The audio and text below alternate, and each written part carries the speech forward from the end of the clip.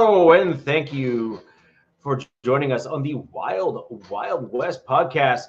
I want to thank all of you for joining us today. We have a jam-packed show for you today in terms of information, updates, etc., etc. You notice we are missing a Chargers fan. Unfortunately, Robert had to step away. He had a family item to deal with this evening. He will be back at next week's. Never fear. We can grill him on the Chargers loss and ask him how his team did not win out. As he predicted for the next few weeks, next week when he comes back. But directly over to my left here, or right, depending on which way you are viewing the show today, is the real Alex Gibbons. You can catch his content over on Arrowhead Addict, fantastic written stuff. And directly after this show, you can catch Alex and Coach Defense on the Lightning Fast Fantasy Podcast over on the Lockdown Defense YouTube channel, on the YouTubes. And such not. That would be fantastic. On all the tubes. Do that on all the tubes.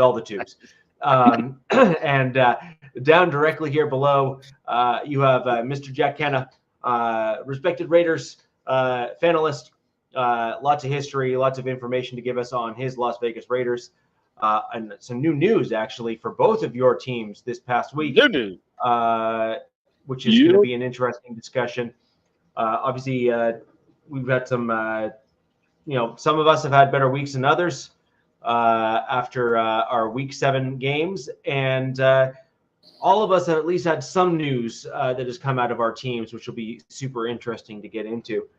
Alex, I'm going to throw over to you and quickly just get your recap on your Week 7 game, good, bad, and ugly, and we can go from there. Yeah. So, this last weekend was the perennial Super Bowl rematch. I kind of call it, I use the air quotes mainly because, that was a totally different guys on both sides of the spectrum. But, that was a pretty dismantled 49ers team in terms of injuries. It only got worse for them during the game with Ayuk. As well as my fantasy teams, Ayuk going down for the year. But, sidebar, that is why you sit out and get an extension and don't play for the next offseason to get your money. Because if he was playing, if Ayuk didn't sign for whatever the 100 whatever million he did and was playing and that happened, that would certainly impact his earnings down the road. So, that's a prime example of why guys sit out and don't take the field until there's an extension, agreed to. But, unfortunate for San Francisco in that regard. But, the good thing, I guess, for the Chiefs was, the defense continues to be a dominant force. Brock Purdy looked like a totally different quarterback with just the way that Spags was drawing up pressures and the creative looks he was giving him. That's why I preface, though, it was a depleted offense because obviously Brock Purdy is not going to look the same when he doesn't have McCaffrey, Debo, Ayuk, all these guys out there to help him out.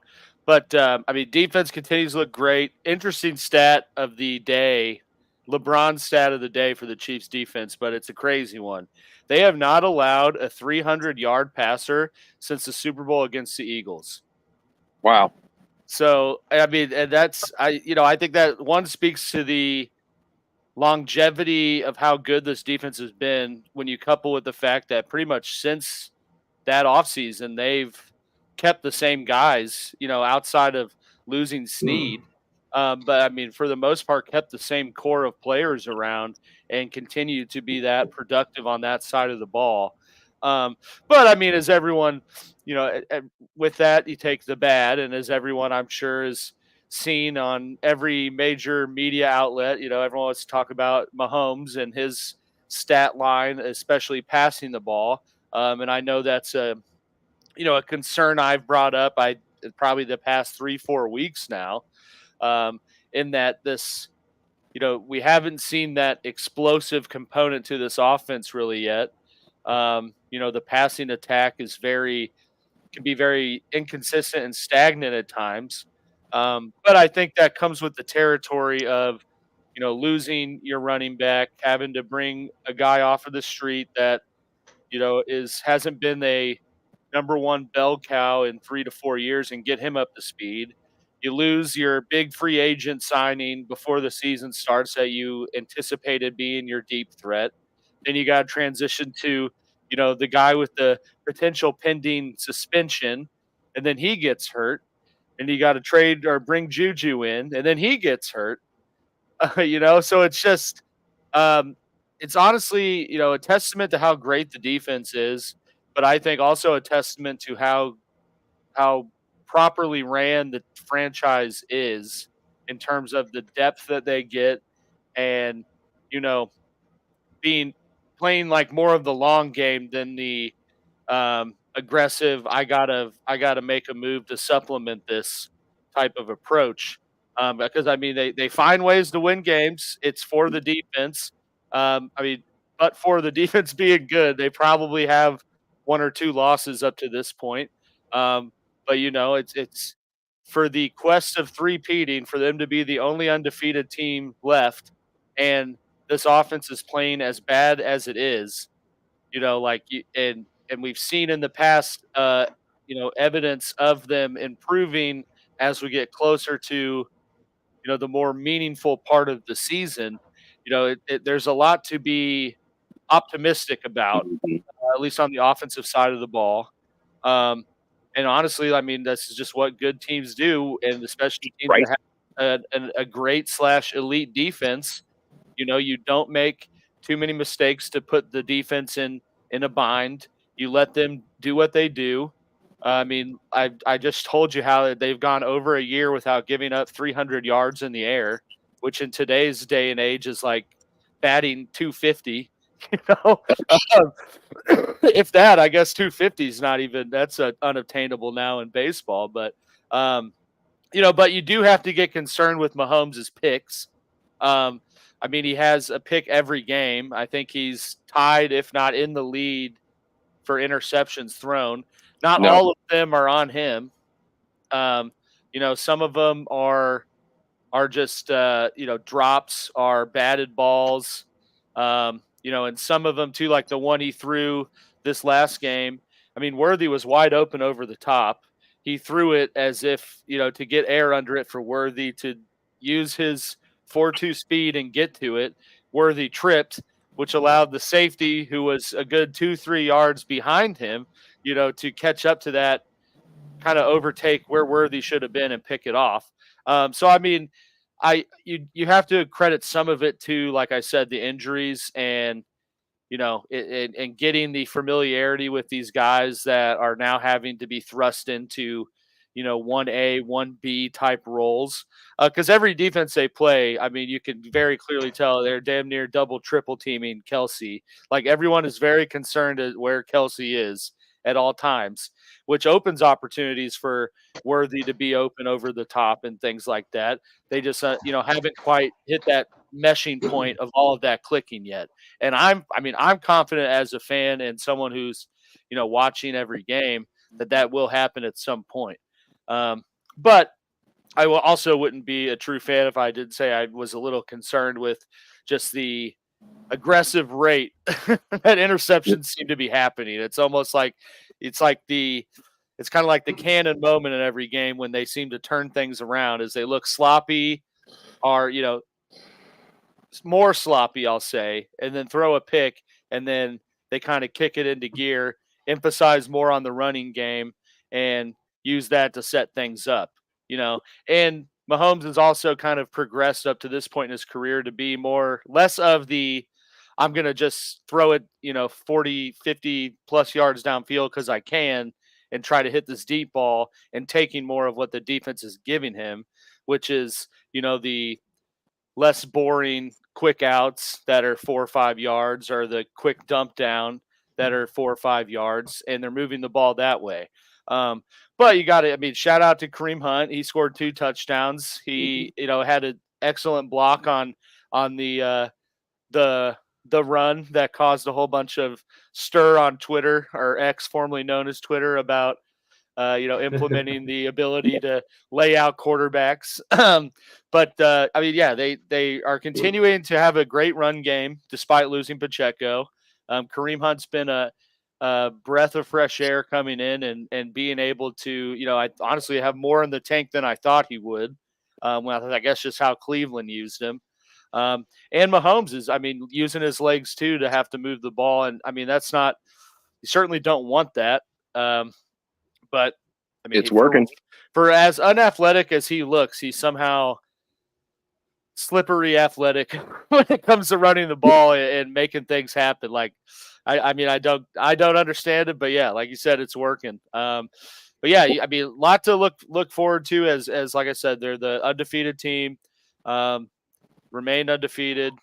Defense is playing well, despite a lot of I mean, put it this way: how many teams we think would be in this position that lost their their running back, lost probably their top 2 wide receiver options, lost their starting end, just lost Jalen Watson, corner number 2, hurt his ankle. He's going to be out for a considerable amount of time.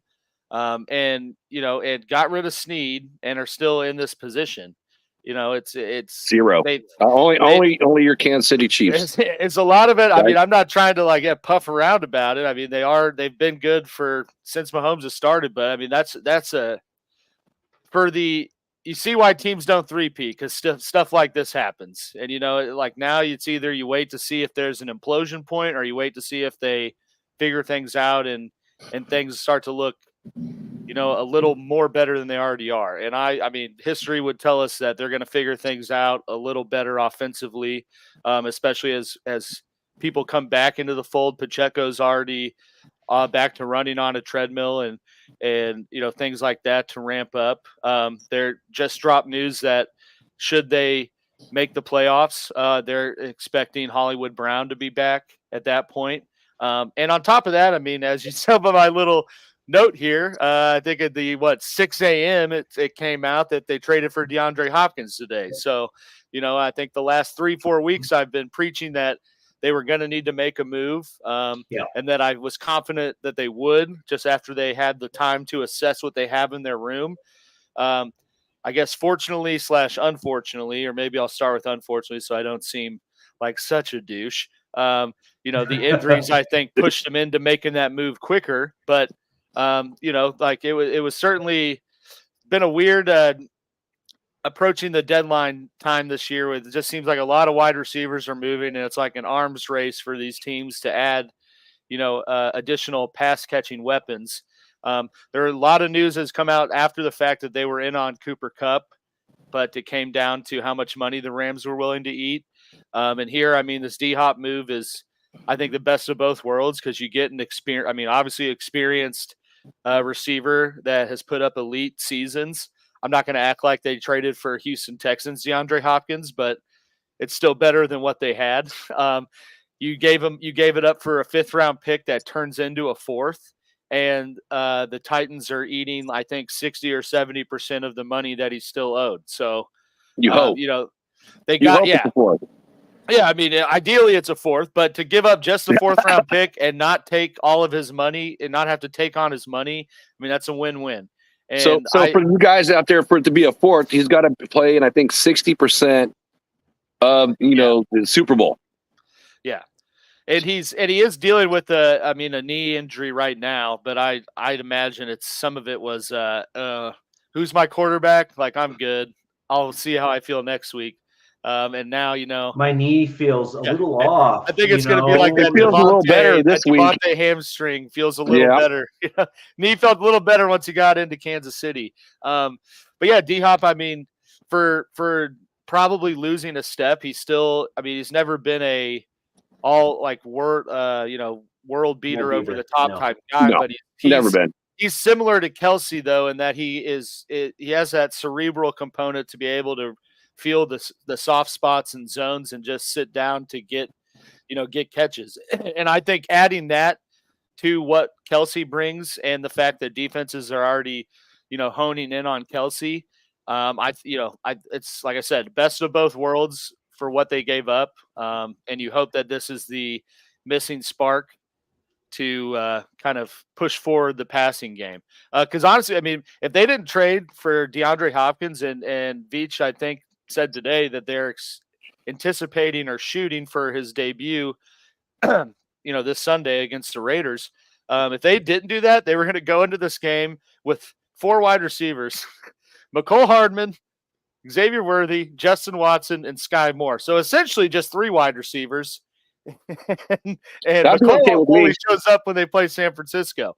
I wish you would have made the trade next week. So I mean, yeah, great that they did it now. I think that was the move to make with where some other players went and just the compensation and everything.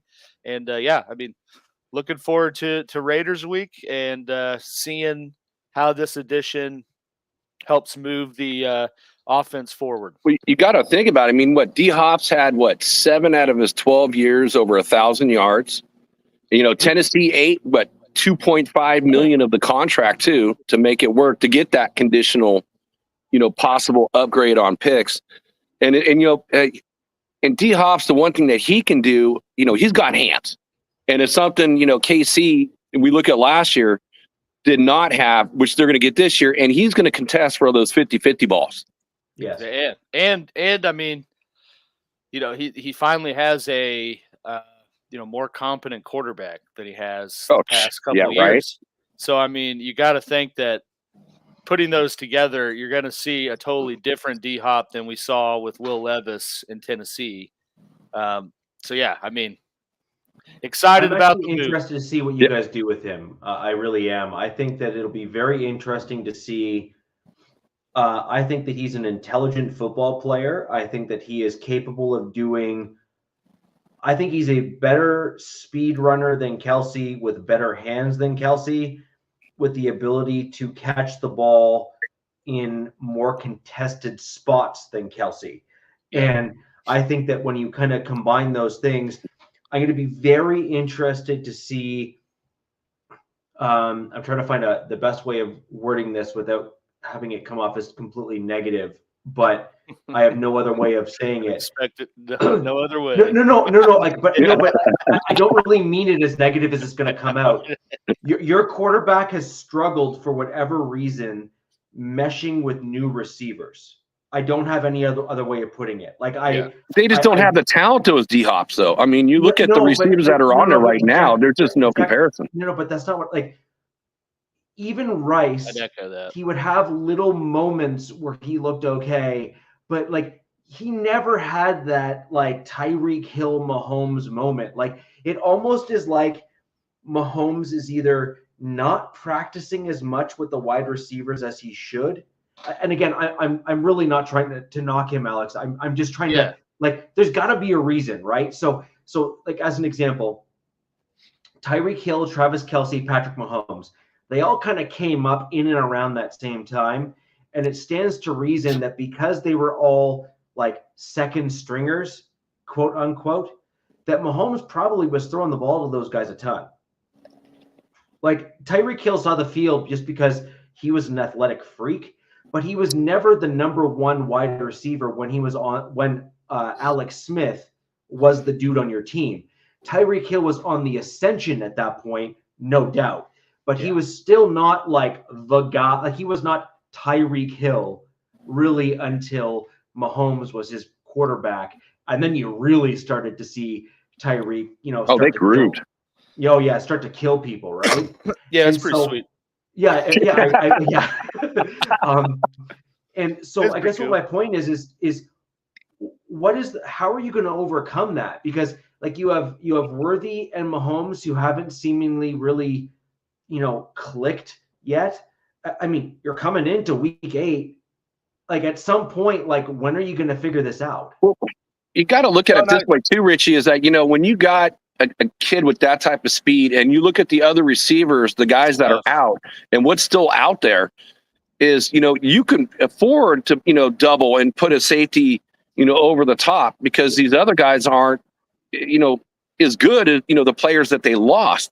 And, and I got to give, Kansas City a little bit of credit on this for Mahomes. Yeah, he's throwing more picks, but look who you're throwing to. Yeah. But at the same time, for Mahomes, The games have been a lot closer, but every single time when you need 4 yards, he's getting 4.5. You need 5, you're getting 5.5. So when it comes down to it, his talent is showing up and just being pure clutch. Yeah. You mean and I will.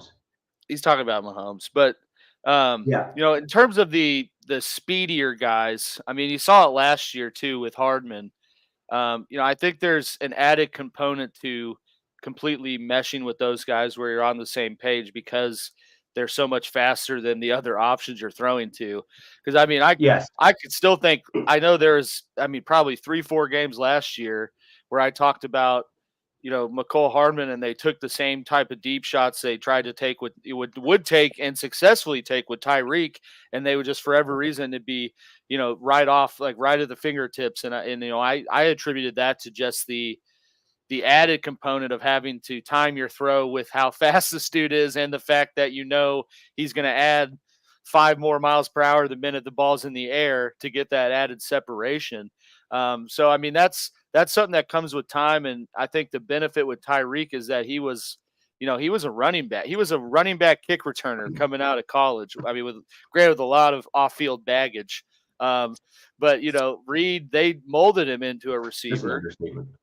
Yeah, well, that's professionally. But I think the benefit with that is he was, learning to become a receiver the same time or around, right before they got Mahomes, and probably, worked with him more than now. But I will say, before Rice got hurt, you saw that they had that more cerebral connection of like, hey, if I look at you and just point, it's because I know it's, cover 3, and right here in between the backer and safety is going to be wide open. So just go there. And, unfortunately he got hurt, but they were doing pretty, I mean, they were carving defenses up with that. And that's what I think where I agree with what Jack was saying, that, D-Hop's a totally different player and beast than these options that he's had these last 3-4 weeks. And you got to think that, with his talent and just experience of, putting up numbers and, getting open, that they're going to be able to, the two of them develop a connection pretty quickly, because like I said, he kind of goes into how Mahomes plays and like, hey, I know you're supposed to run this, 10-yard in, but if you're sitting back like that, just come in now and I'll hit you. And that's what I'm not going to act like that's just automatically going to happen because they made the move. But I think that your chances are higher getting someone like DeAndre Hopkins and expecting Worthy to do that, or Justin Watson, or Hardman. I'm not even going to name Sky Moore because he's only on the team because the Eagles just don't know how to cover a receiver in motion in the Super Bowl. Otherwise, I mean, he hasn't done anything. Wanye Morris, the starting left tackle, has more catches and touchdowns receiving than Sky Moore does right now. Nice. So, let's put that in perspective. But yeah, no, I hear what you're saying, Richie, but I'm trying to be kind. I'm actually trying to be charitable here too. And I guess to extend on that is, how long will a veteran like that's funny. Yeah. How long do you think? And that's the deciding component. Is like, how much long of Hopkins' veteranism. Like what's the balance between A and B? And so, like, for example, it took how long for Rice and Mahomes to get on the same page? Like a year, a season and change, right? Yeah, and that's and I mean, like, you look at the. That's why I said, I have another element to that as well. I don't think it's going to take very long for Hopkins and Mahomes to get on the same page. I'm not sure about that, and so this is where I'm going with it. So I'm going to name 2 other quarterbacks that are certainly in, or at least like for sure at the caliber of where people are seeing Mahomes right now, although they're obviously not retired. Tom Brady and Peyton Manning, recency bias, but still, like, first ballot Hall of Famers, 100%. Like 1A, 1B in our lifetime, kind of watching football, generally speaking, I would imagine. I would even argue that Manning and Brady, I think, had a little bit more flair to them even than like kind of the Elway generation a little bit, because I think that you saw those guys take over the field where I think some of the other quarterbacks in the older era were more reliant on the coaches than calling plays and kind of audibling on the field. So I just think that I'm not trying to take away from the generation prior, but I just do think you're dealing with more cerebral quarterbacks in Manning and Brady on field that were kind of a step above, almost, stepping on the shoulders of giants, so to speak, to kind of elevate the game that much further. So comparing Mahomes to Manning and Brady, and some degree, I think you can put Rodgers a little bit in that category as well, where they elevated a lot of the wide receivers around them. So they took guys that were Jags or even maybe slightly above Jags and turned them into household names, like guys that you can now remember to this day of stepping up and doing well. I guess what my concern, if I'm a Kansas City Chiefs fan, and I'm not, but if I were to be one, my concern is that when I compare Mahomes to those other three quarterbacks that I just mentioned, obviously Rodgers being a tier below the other two and Brady and Manning, do you not have some concerns that Mahomes isn't, at least at this stage, shown that he can elevate wide receivers in some degree or some element of frequency? Because certainly when we're looking at those that we put in that upper echelon and upper category, we would otherwise see them elevate wide receivers even from other teams that came in that were like poached as like practice squad guys, and look at them and it's like, who the hell is this Wes Welker dude? And then all of a sudden, Wes Welker becomes like, one of the greatest slot receivers maybe to ever play football because of his time with New England. And then only to outdo himself, played equally as well or maybe slightly below, although it's arguable, when he was with Denver. So it's like, the guy has like revolutionized a position. What we haven't really seen Mahomes be able to do the same. Would that not be somewhat of a concern as you start looking forward? I mean, I don't know that that's really a concern, and I don't know that he hasn't elevated players around him. I mean, he won the Super Bowl last year with a wide receiver core that led the league in drop passes. So, I mean, right, sure, kind of like Jack said, when he may look like, he may look bad at times, or just like you're like, what were you doing on that decision? But then when the right decision needs to be made, he makes it and executes to win the game. So, I mean, the fact that he's, like I said, I mean, I'd argue that to some extent this year he has elevated, the receiving core for what it's been, and the fact that they're 6-0 and that, he's being productive when he needs to be to get things done. I mean, he hasn't had that moment, I guess, of bringing on some rookie undrafted guy and turning him into a 1,000-yard receiver every year, but I mean, he did have 1,000 yards with Rashee Rice, who was a second-round pick in the, 8th, 9th receiver taken. And he's been productive at times with other guys that I don't know would even be on another team's roster, outside of the fact that they just have familiarity with Reed's system. So I think, I hear your point, Richie, and I think this edition of D-Hop will tell us for sure. Yes. Yeah.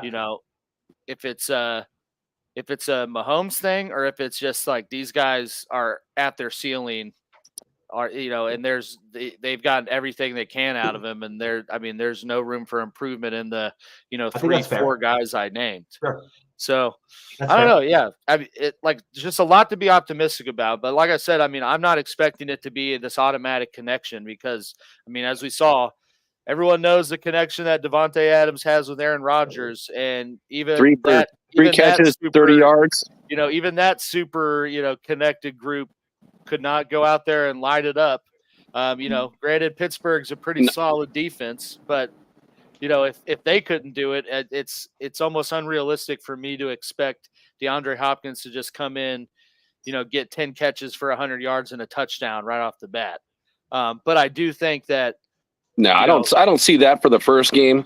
Probably 6 or 7, attempts, and depending on what he learns.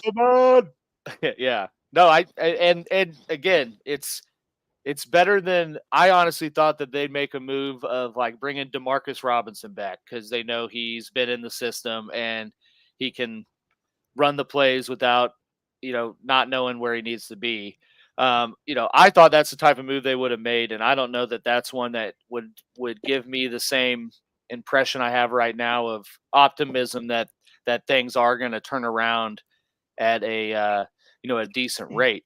And that's why, this is the move to make, because they brought in a veteran, like they brought in a guy who has experience kind of having to fight for the yardage and receptions. And also, I mean, has been productive in pretty bad systems. So, there's a lot to be. I think Hopkins is a better choice for you.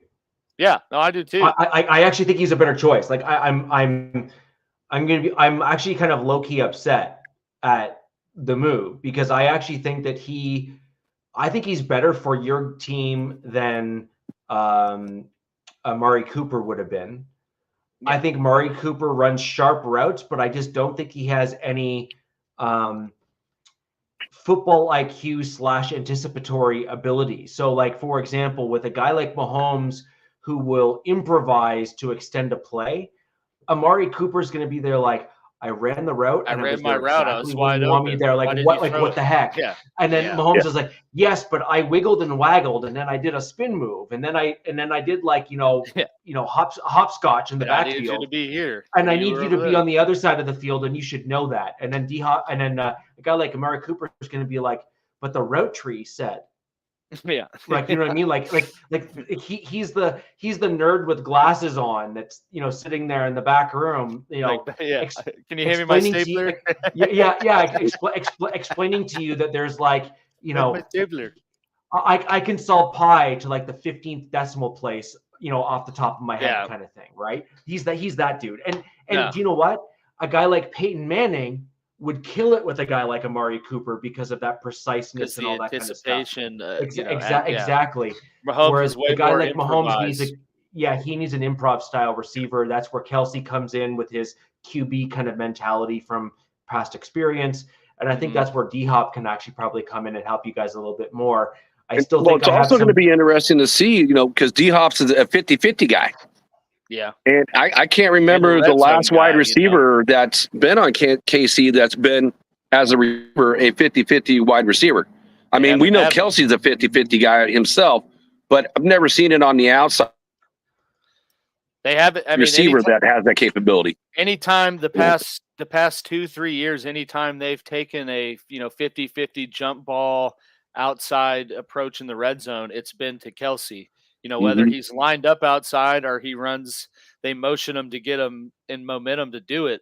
But yeah, I mean, that brings a component in the red zone. And maybe that helps some of these red zone lulls and ending up with Harrison Butker kicking. But, to what you just said, Richie, I think that's the bigger aspect. And like I kind of shed light on earlier, he is known for that guy to find the soft spot and zones in, when things get improvised, be open. And I think that adds, a layer to this, because right now that's only been Travis Kelce. And when the defense is, automatically targeting two guys to make sure they know where Kelce is, when these plays break down, that's why you've seen some more of these having to run and things, because Kelce's trying to get open and you got, the team's bracketing him. That takes that away. So if you bring someone else into the fold that also kind of has that natural feel to the game, ideally in perfect world, that opens things up for when he does have to improvise and takes away, the decisions he's making to just tuck it and run. So yeah, I mean, time will tell how quickly, things gel together with that. But, like I say, exciting move to make. Certainly one that was more aggressive than I thought they would make. And yeah, I'm eager to see how things look against the Raiders. Yeah, so I want to go back. I think so. Sorry, just one sec, Jack, and then I'll throw over to you, because then I wanted you to go into your upcoming game. After all, this is a AFC West divisional show, so I think it makes sense to skip over to that game a little bit, and we'll go back to discuss our games past, or maybe you want to roll those together, Jack. In both the game ahead and the game back, and kind of go from there. I want to talk about the Niners and also a little bit for KC, but then we'll go into the matchups and stuff. My comment was on had to do with, I wasn't actually surprised with the aggressiveness here, Alex. Your team is in a position where they're trying to do something that is, and this word is way overused in today's, that too. This word is way overused in our kind of day-to-day lives, and it's unprecedented. Like so many things that are labeled as unprecedented are really not. They're just, it hasn't happened in a while, or it's unusual. So no, it's not unprecedented. It's just different, unusual, or abnormal. But what the Chiefs are actually on track to at least having a reasonable shot at doing here is in fact unprecedented. Like there is no previous precedent for three-peating back to back to back. Okay, so like you got to call it what it is. And as you said earlier, Alex, at this stage of the game, the Chiefs are the only team left in the NFL that are still undefeated. And typically speaking, when you have a team that has been that successful through this stretch into the season, there is a pretty solid percentage chance of that team being that kind of division's representative in the postseason and potentially even the Super Bowl. It is certainly, I think, more common than not for that to be the case. So, Jack, over to you in terms of the stuff you wanted to go over. But I just think, I just wanted to say, Alex, I don't see this as rare air, and I certainly wasn't shocked because you're on track to doing some things that are really hard to get at, and you needed to do something. So why wouldn't you go all in? No, I agree with that. I just, past precedent.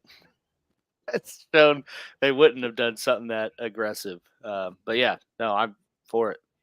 Well, a couple things, when we talked about, moving to play up, and I agree with Alex, what you said about the players. I'm right there with you. I don't really have a lot to add with that.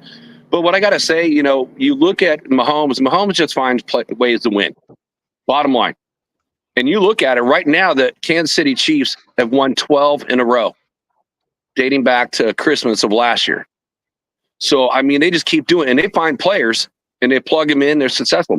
I mean, Kareem Hunt, shoot, the guy's, coming off the couch, coming over, playing, and he's playing at a high level. So these guys, and then again, we just talked about getting this wide receiver, and he's a top-notch wide receiver. So they just find ways to get players over here, good teams, find ways to win, and that's what I've seen from Kansas City this whole year. And the defense, so against the Niners, again, the score was 28-18. And what they did is they, on Purdy, I think, they opened the doors for everyone else in the league. Hey, how do you beat San Francisco? You go man-to-man on Purdy, which I think was like 60% of all the snaps, they went man-to-man on him. Yeah, and blitz someone. Basically let them know I can't hold on to this for longer than a second and a half, or I'm getting drilled by someone. Right. And you saw that affect them. Yeah, and that's how they got to him in the Super Bowl too. But that's always been Spag's thing. And part of that is the good play they've gotten in the secondary. McDuffie is as advertised to take over the Snead role. But yeah, no, it's been fun to watch, man. I bet. I wouldn't mind watching that. I wish it was the Raiders, though. I will say one thing. I did mention Jalen Watson got hurt, so they are, down a corner, and someone's going to have to step up, and that may, bring a wrinkle into, into some of this defensive production. But at the same time, Spags is so creative in the pressures that he brings and how he disguises those things, such that it kind of, I think, masks some of the issues in the secondary a bit. Yeah, he's done a fabulous job. Your defense rocks. They're playing really well. And in the way of the penalties, someone mentioned penalties. KC had more penalty yards than the Niners. They had less penalties, but more yards. So it's I do see, getting the NFL treatment a lot of the time, but I don't see that in this last game against the Niners. So that's all been pretty exciting stuff for KC. For the Raiders made a nice signing. We got a quarterback. Not saying he's going to be the great quarterback. He's not the answer. It's not what, Antonio Pierce wants. He says he doesn't want a Band-Aid. Well, the Raiders just signed a Band-Aid. Yeah. So if you guys know who Desmond Ridder is, came out of Cincinnati. And I know, Alex, you're going to like this. He played with Tucker in college, so they're going to have that connection. And, he has kind of the same issues that Minshew has. So Minshew has the most turnovers in the NFL, bar none. Had 4 turnovers this game, 3 picks, 1 fumble, and it's not looking good. And I can see, I don't see it this week. I'm not going to, throw Ritter out there, not Ritter, but I'm not going to throw him out there this week. And Desmond Ritter. I'm not throwing him out there this week, but next week I can see it. But he's had turnover issues on his own, and that's why he ended up on a practice squad of a team being a 3rd-round pick. But it's exciting news because it can't be any worse than Minshew. I was thinking about it. I'm like, who's worse? Jimmy G or Minshew? And by the way, everyone in the chat, Raider Nation, salute, brothers. Good to see you all here. So, I can see in a week or two, he's going to be a backup this week, and hopefully they're going to get him on the field sooner than later because the Minshew experiment is over. And I keep hearing that, from Antonio Pierce, we don't have an identity. We do have an identity. We're a team that turns the ball over. That's the identity that we have. It's not an identity that we want. So hopefully we can start changing that up. Yeah, if we're being honest, though, part of that identity has been created by the fact that your offensive line is allowing quite a few quarterback pressures, which is forcing the ball out early and or forcing bad decisions to be made by your quarterbacks. That includes Minshew and O'Connell, right? In terms of putting them in positions where they're having to throw the ball either away early or scramble around to spin around guys trying to take their heads off to then attempt to chuck it down the field to make a play. And so I think that there's a fair comment to be made there that until that either pass pro scheme is corrected, which could be a Getsy issue or an offensive line issue. We don't know A versus B. It's a Getsy issue. No, it's a Getsy issue. Actually, the offensive line has improved. Sorry, Jack. A way of giving up less sacks and less pressures. Am I cutting out? No, his name is Gonsby. I forgot from last okay, Gonsby. Okay, you're right. Yeah. Yeah. But they're giving up a lot less sacks. I mean, it started off against, your Broncos, and they've been improving. They only gave up, 2 sacks this last week. Again, but again, the Rams aren't all that impressive either. But what's really killing this team, and again, the identity, and again, it's changing. They started opening up holes this last week. Madison had like 92 yards rushing. First time we've gotten that many rushing yards from a running back. So they're doing it, but it's the penalties and it's the turnovers. It's the self-inflicting wounds. So when we talk about identities, this is something that we've been seeing week in, week out. So right now, that is the identity of what this team is. And so I'm hoping, in getting a different quarterback in there and seeing what he can do, hopefully we can change that identity. And again, Raider Nation is like, and again, I've had people ask us, do you tank? Do we're going to have $108 million next year. Is it all free agency? What do you want to do? Well, I don't think this team needs a tank because they're not playing well enough where you need a tank. So, which is really, really kind of sad. But that's just kind of the state of where the Raiders are at. And yes, injuries are a part of the game. The Raiders have had more than their fair of injuries. Aiden O'Connell, broken thumb. So he's gone. That's the reason why we had to go out and get a quarterback to replace him, because they don't have the trust in Carter Bradley, who is a UDFA, to come in and be the backup. So I am happy with that signing. They made a couple other signings, which are, guys that are going to the practice squad and so forth. You should build your own line before anything. Well, agreed, Cal Tom, right? And, we tried. Actually, we used two draft picks this year on the draft, but we didn't spend any money on free agency really, except for like Cody Whitehair and Pete. And those guys are turnstiles. They're like matadors. Oulé, go to the quarterback. So Cowtown, there is a caveat to that. And by the way, I also agree with this comment here as well, which was sort of my comment with Bo Nix. And we've actually seen the Broncos play that out this season as well. When you go against really good D lines, you start to see the rookie quarterback start to shaking his boots, so to speak, just because he doesn't have that time to throw and or the ability to really read the field without that extra time in front of him, or the pocket kind of collapses a little bit more pressure, that sort of thing. So I kind of agree with your O-line comment in combination with this comment here as well. However, I'm going to add a caveat to what you just wrote.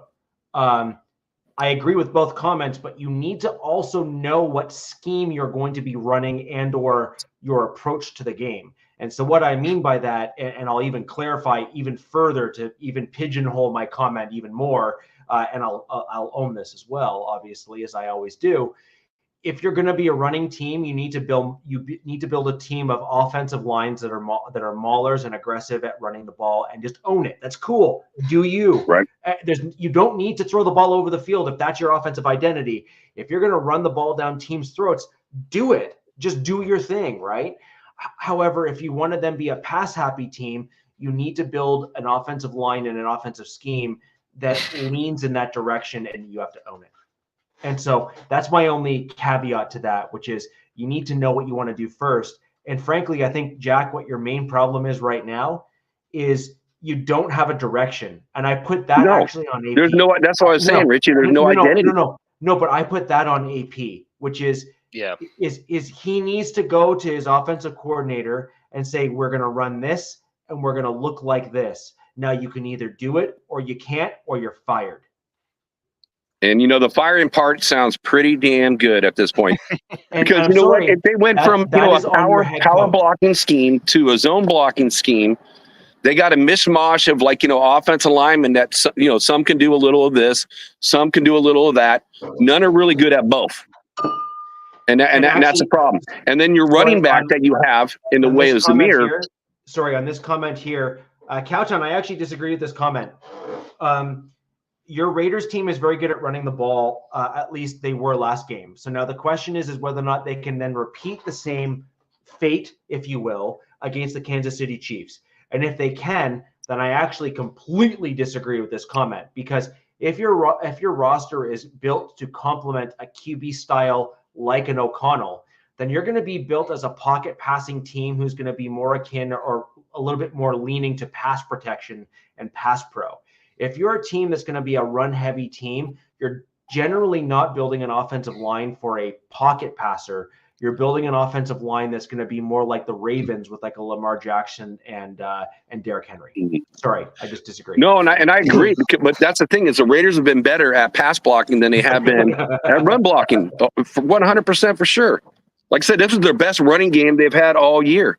It still didn't break 100 yards. So, again, we're talking identity. That's why I was just saying their identity is, again, until they can find something that's positive, it is right now penalties and turnovers. So they do need to find something, and they've been saying that the whole year. So until something like that happens, I don't see much changing with my Raiders. I really don't. I always have to start digging deeper for more of the positives than what they're doing. The defense is playing outstanding again. Brock Bowers. Bowers, of course. But the defense, so after those 4 turnovers, all the Rams points were on turnovers. They didn't score a single point on their own except for on turnovers. So the defense is stepping up and keeping this offense, out there where we're actually getting close. But then we make dumb plays too. So when we were in the fourth quarter, we're on their 4-yard line, 1st and goal on the 4. Instead of running when Madison is having his best game of the whole year, let's just start throwing the ball. And then we go, now we're 3rd down. We get no passes, no completions. Then, Glaze is saying self-instructed penalty, false start, move back 5 yards. So now we're on the 9-yard line, 4th and 9. Raiders haven't moved the ball the whole damn game. Let's just kick a field goal. Yeah. At this point, when are you going to get back down there again? You haven't shown you can do it, so you might as well try it. And yes, we don't have Devontae. We don't have Jacoby Myers. By the way, Nation, Jacoby Myers did practice today, so he should be there playing against Kansas City, which is huge for us. We need that guy in the field. Well, he's easily your best wide receiver. he's easily your best wide receiver. Like, and it's not even close at this point with Adams out. But I actually think that the Raiders would do well with. Frankly, I think AP needs to do it for himself. Like, if he's not doing it now, then either he's got glossy photos of your owner doing something nefarious, or he's just really, really dense as a coach. I'm not sure which at that point, because he is clearly not looking great right now. Like, he is coming in as the incumbent. You guys won out as like basically a 500 team, if we're being honest. Like, it's not like you guys look bad at the end of last season, but you finished out at 500, and I think that's a fair comment to say. And you're coming in doing way worse this season with largely the same players. The only change is the offensive coordinator. And so if the offensive coordinator is the problem, which I think we all collectively agree, sure. Offensive coordinator, QB coach, offensive line coach, they've all changed this year.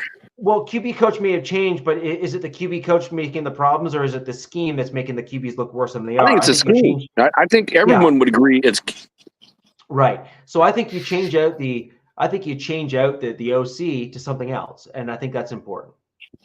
Agreed. The question is, who are you going to put in there? That would be the question. Anyone, right? No, put Patrick Graham out there. Maybe he'll do better. No, look, Jack, this is what my problem is with the Las Vegas Raiders and your head coach. I can look at your team and assess that you have 3 speedsters and an elite tight end, but you have an offensive line that is being put out of place. You need to revert and as a result, no running game. You need to start bringing in a couple guys as supplementary coaches to slowly shift your team over the next 4 to 5 weeks. You can't do it overnight. I'm not stupid or naive, but you need to slowly do it. Like a couple new plays here, a couple new plays there, and eventually you start to shift the team back to what they're good at based on the players that you have on the roster. Getsy's clearly not the guy. AP made a mistake. He's got to fire him and kick him to the curb and say, bye, Felicia, and move on to somebody else. He's just got to move on. It also makes you think of just the overall kind of bad moves they made. I look at Kingsbury with the Commanders. Man, he's looking like a gem. Their offense is looking good. Looking real good, but the Raiders didn't want to give him that 3rd year in that contract. They just wanted to give him the 2 years to match up Telesco and AP. If they would have gave him that 3rd year, you got the money, Mark. Give him that 3rd year. If you want to redo everything, fire his ass and pay him like you're paying John Gruden and McShitnuts. Just do it. Instead of taking the top guy that was out there and available to go to what we have into just the trash of the offensive coordinator. Yeah, bad move. That's probably a Telesco issue as well, because I think AP and Telesco are both on 2-year deals, and I think Telesco being an idiot, which honestly, I have not met a Chargers fan who has said anything great about Telesco. I'm sorry, I just haven't. I can't find one. Our chat room has been riddled with Telesco slander for years. Yeah, I just can't find one, man. And this is the thing. So you have a you have a GM who anyone in the Chargers side of things is like, we were glad to see that dude walk, right? And here, let's look at it this way. The Chargers have suffered substantial injuries this season, right? We can all agree that the Chargers have kind of reverted back to the Chargers injuries. When did the Chargers not have, tons of injuries? But Jack, what's their record? They have a GM and the head coach that know how to position players and manipulate their roster to put themselves in such a position that they're not sucking like they used to. And that's a Telesco problem. Well, they got a head coach instead of, Madden Staley. So that's a huge difference right there. Sure, but the point is that you build a roster in such a way that allows you to sustain those injuries, and you have a head coach that also allows you to sustain those injuries, and combine those two, and you're golden, right? And the challenge is if you don't have a head coach that has the experience or navigable ability in an NFL season to get you over those injuries and those challenges and those problems, and I'm pointing at AP, unfortunately, in that regard. then you need a GM that can then build your roster to kind of allow that head coach to kind of grow into those head coach shoes and then take off. So, for example, Bill Belichick didn't have full roster control when he first joined the Patriots. That was the GM that was there prior.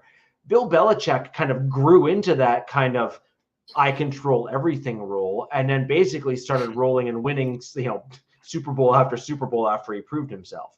I'm looking at AP and saying he's still learning the ropes, but he needs that GM to kind of get the roster over the hump. And I just don't think you have either the GM nor the head coach. Maybe in and of themselves, they could both do well, but I think together, I don't think that they're a good pair. It's been the first year in the draft, and that's the whole thing the Raiders are trying to get away from. If you go back in time with John Gruden, Mike Mayock, they're joined at the hip. John Gruden's making all the calls. Then you had Ziegler and McShitnuts doing exactly the same thing. So the whole thing is they wanted to get away from, the coach and the GM saying, okay, this is what we're going to do, and be exactly on the same page. So they wanted to switch it up. They wanted to get away from it. And I can't say Tom's draft was bad this year. I mean, you got the first 3 round picks, they're all starting. Yeah. You got your heavy offensive contributor and 2 solid lines. No. But I'm not convinced that was Tom. That's the challenge. You still don't know that was Tom Telesco, or if that was Kelly. And I will say the first 2 picks, fit into the Telesco narrative in that he just takes what's best available that falls to him. The same thing happened with Herbert. And it's like Bowers was going into the draft, almost locked in top 10 pick, and he falls out of that. Can't miss. Yeah. Jackson Powers Johnson was supposed to be the first center taken like mid-teens first round, and then falls into the second round with injury concerns. And then Glaze was the 3rd round pick, was like what they called the reach. But some of that is just how the draft board fell. And I know DZ will say it. I know every Chargers fan I've talked to has talked about, Telesco does good in the early drafts, but it's because he just plays it safe and is like, well, this guy was our best rated player that's out right now. Let's just take him. He was supposed to be a 1st round pick, and someone said that you farted in an old folks home and then he fell to the 3rd round. And you can say the same thing with like Phillies. Right? Phillies GMs the same way. Like everyone always praises Phillies drafts, but then when you look at it, it's all the people that had some issue that made them fall. Like Jalen Carter or Nolan Smith, like all these guys that it's the same thing. Like they're just taking what's best available, and it just optically looks like they, finesse the board, but really it's just all these teams passed on them. Yeah. So Jack, I understand what you're saying. I just think that you need to have a scheme, a vision, and a direction. And I think that when you have all of those 3 kind of together, that and a GM that can kind of execute some of that kind of stuff, I think you're just put in a better spot.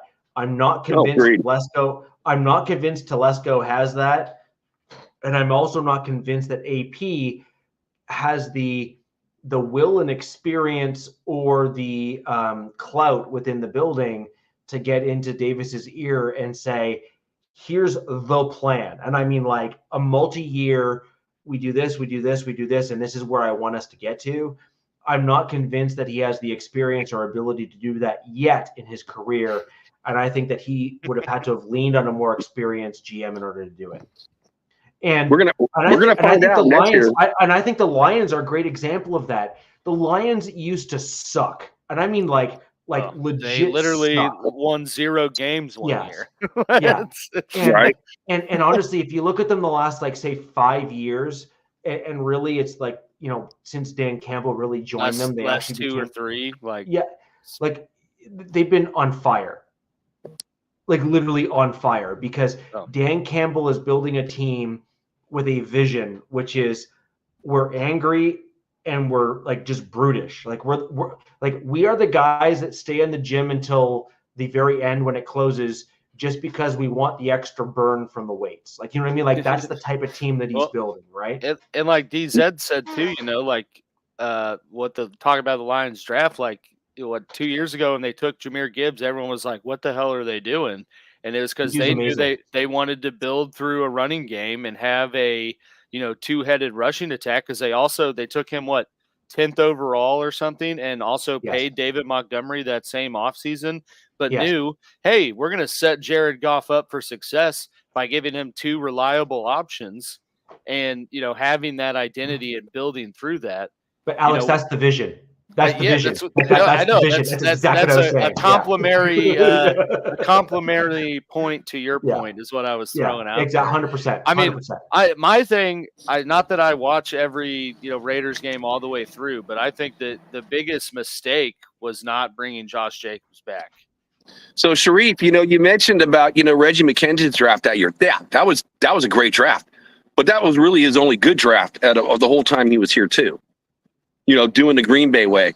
So we'll see. I mean, it's his first draft. We're going to find out. The beating shouldn't be on Tom Telesco because, like I said, he's got 3 starters in there, and he's actually had their 5th round pick, play as well too, at linebacker. So, but it's on AP and it's on Getsby or Gonsby, who's going to definitely be Gonsby. The defense is stepped up. They kept Stafford 10 points, 10 what? Yeah, he didn't do good. The lowest total since 2018. So that defense is still there. They're grinding every day.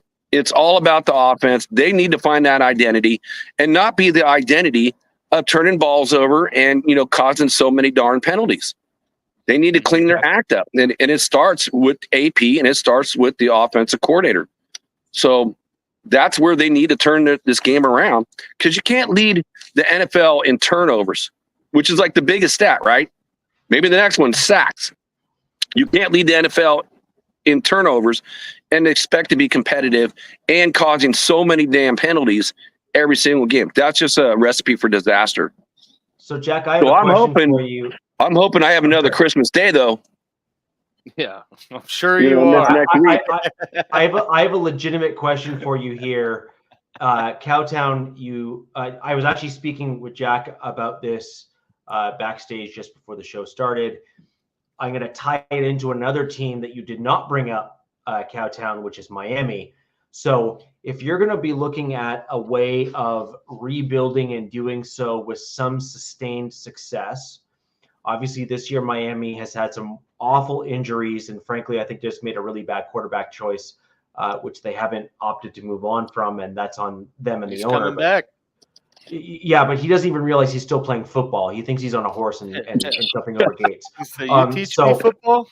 Yeah, it's like, have you seen my baseball? And that's kind of like where Tua's at right now. He's so concussed, right? But either way, the point here is Miami rebuilt themselves in very short order, and they did so by trading away some key players that were incredibly valuable assets, recognizing that while they had a couple great assets on their team, and I mean truly great assets on their team, 1 or 2 guys is not going to build a great roster. They needed to do so over the next 2 to 3 years in order to be actually competitive. Mm-hmm. So my question for you is, as unpopular of a question and answer period as this is going to be for you, do you trade Crosby for multiple firsts, which he would be worth, in order to allow your team to have the pick of the litter for quarterback and perhaps a couple other key positions for your team in order to get yourself back to a point of success 2 to 3 years from now? Because and hold on, just one more caveat here, which is it is likely, if you do not trade Crosby, that you will end up like my Denver Broncos, who are too stubborn to actually do stuff like that and have a much longer road to getting back to be successful. And I wish that on no one. Honestly, it's painful to watch. It's been a decade since my team was truly competitive, and we're only just starting to become competitive now.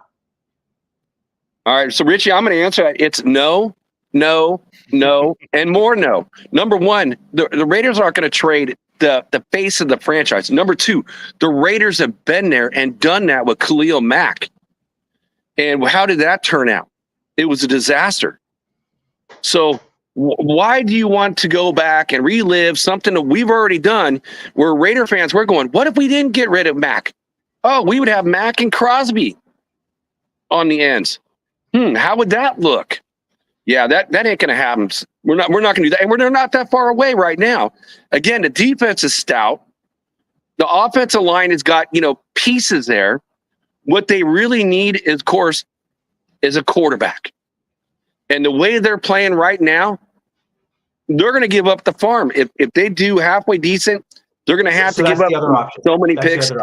Sure. Right now, the way they're playing, and if they keep playing the way they're going, they're going to have an opportunity at one of these guys, and they wouldn't even have to trade out of their position. But one thing I thought was really interesting in an article I read today, after, of course, Tom Brady is now an official owner of the Raiders. He is. George Sanders, he signed a contract with Tom Brady's, whatever, I forgot what it was called, IL or LI or something like that. He signed a contract. I don't know what type of product it is, but he signed that, today with Tom Brady. So there's even more of that connection now. And Tom Brady is supposed to be having an input on who your quarterback is, who they potentially could draft. So it just feels like it's almost leaning that way more. Well, he's having some input on your roster going forward as well, from what I've been told. Yeah, on the quarterbacks. That's where we're at. No, even further than that. He's having. He's apparently I'd stepping let him into have as more. much say as he wants. Well, right. I just wonder if Mark is grooming him. Mark's got no kids, just kind of grooming him to, at some point, take over the team. I think a lot of people have, been asking over the years, Mark's got no children. Who's going to end up taking over the team when he goes? I mean, he's not like a spring chicken. Savage would that be? Well, I think Mark needs to find a 20-year-old and have a couple kids just to. Was it Sonny Davis or whatever her name was? No, my point is he needs a 20-year-old. He needs to knock her up, and then he needs to have a couple kids that way, and then and go in that direction. But I mean, look, money talks, right? And so, a lot can be overlooked, including bad haircuts, if you have that much money. But when you look at, they come out the boys and the girls would have bowl cuts, right? Yeah, full head of hair. Sure. Dumb and Dumber would be like the movie playing in their household, every day. Well, I mean, they would literally have the Dumb and Dumber quote playing over the crib. Do you want to hear the most annoying sound in the world? And then the kid would start screaming. But anyways, come on, that's funny. But anyways, but I really think that Tom Brady's going to have a lot more say than I think people realize. There's a reason why Mark Davis was trying to give Tom Brady 10% at a discount over the team. He was trying to allow Tom to have a larger percentage to give him more say into what was going on as a clout thing. The other NFL owners said, you're not going to discount your franchise just because you like a guy. Fair enough there too. But then Mark Davis, I think, in my opinion, is then going to be, handing over a significant amount of control to Tom Brady as a result of that move and go in that direction. And I also think Tom Brady is going to want that, because I think he's going to want to show that he is more than just a Hall of Fame quarterback. Because what would put Tom Brady in a more elite status than to come into the Raiders, take ownership stake, and completely spin you guys on your head to now become a competitive franchise again in the NFL? Well, you got all the Super Bowl wins he's got, and then you get a Super Bowl as an owner too. That's a legit legacy move. You know what I mean? Like that is, that's got the capital L to it, right? Like, and I don't mean like a loss. I mean that's legacy, like for sure. And credit where credit's due. Davis and Tom Brady have known each other for years. There's been a fondness there since, as far as I can remember. I am curious as to what Robert Kraft thinks of this, because this is like totally bizarre, which is, Tom Brady's basically like Mr. Patriot. And then instead of going to the Patriots, he owns part of the freight. It's just bizarre to me. He had to vote yes for it. Well, there's some massages going on in, New England. So he probably has a couple kids and grandkids at this point. Mm-hmm. Why will Brady be better than Elway? That one's easy. Elway is a fig jam, and Brady is not. Brady, so when Brady came out of the draft, he had to prove himself. And so Elway was basically the prodigal son, right? So Elway was like, hey, just look how good I am. And if you want to know how good I am, just ask me and I'll tell you. He said, if I didn't like where I was drafted, so I'm going to either go to baseball or I'm going to get traded to a team I want to go to. And Elway was then traded to the Denver Broncos. Remember, the Broncos never drafted John Elway. A different team did. Mm-hmm. And then he was then traded as a result of a forced trade to the Denver Broncos. And it was the Colts, right? It was the Colts. You're correct. And that's why there's a saying in Broncos country where, young Colts come to the Broncos to grow up, because we had John Elway and Peyton Manning both come to the Denver Broncos and both went on to win Super Bowls with our team, right? And so it's an interesting concept there. But I think Tom Brady, because of his kind of path of getting into become a starter, that's what I was going to say. He's got a certain drive to him. He's got a grit to him where he had to prove himself. And so as a result, he had to really, really dig deep into the football component, whereas a guy like John Elway did not. And I think John Elway was just able to coast on natural gifts. And I think that's where you saw the arrogance when he was a GM compared to what I believe you're going to see from Tom Brady. I don't think Tom Brady has an arrogance to him. I think he's quite humble about the fact that he's done what he's done. Dude, the guy's won 7 Super Bowls, and you don't see him. I've never seen a picture where he hasn't done it except at his roast, right? Because he had to have something to ground him when like the entire room is basically slandering him. Yeah. The only time I've ever seen all 7 Super Bowl rings were at his roast, where he basically gave the middle finger to everyone and did this, right? And that's the only time I've ever seen Tom Brady be like popping a collar and like, I've won 7 Super Bowls, thanks, bye. So like as much as I understand he's a controversial figure, and trust me, when he was playing, I wanted someone to take his head off. But right, like the dude is that damn good. I'm sorry, he just is. Well, the Raider Nation will never forget the Tuck Rule game, that's for sure. Right. Even his boy Charles Woodson, who put the hit on him from Michigan, it's kind of funny, when they had that interview and they talked about it, and Woodson's like, yeah, that's a fumble. You fumbled. And you got right. Yeah. Well, and by the way, like Frank Harris in that immaculate reception. Hey, did you catch that ball? By the way, no. But Brady actually said as much. By the way, that was a fumble. I don't know if you've actually heard him in his speech there. He was quite clear. He's like, I know McStitness when he walked in the building and said it was a fumble. Yeah, but Brady has said the same. Like he has actually publicly come out and said the same. But anyways. That is the one thing that's kind of cool about this channel. Since I'm on Cap channel, I was banned, saying McShitnuts. And now that, I'm doing this for him, McShitnuts. But I did want to quickly touch base on my Denver Broncos win against the Saints, and then go quickly back to your guys' game coming up, which is obviously the Denver Broncos had a pretty dominant win over the Saints. It's a JV squad. It was nearly the score that I predicted. It was like super duper close to what I predicted as a score. I obviously can't predict that an already injured team is going to have even more injuries when they play that game. That's just, crap luck. Sorry, but it is what it is. And the Broncos obviously had a pretty convincing victory there. We had a huge increase in the run game.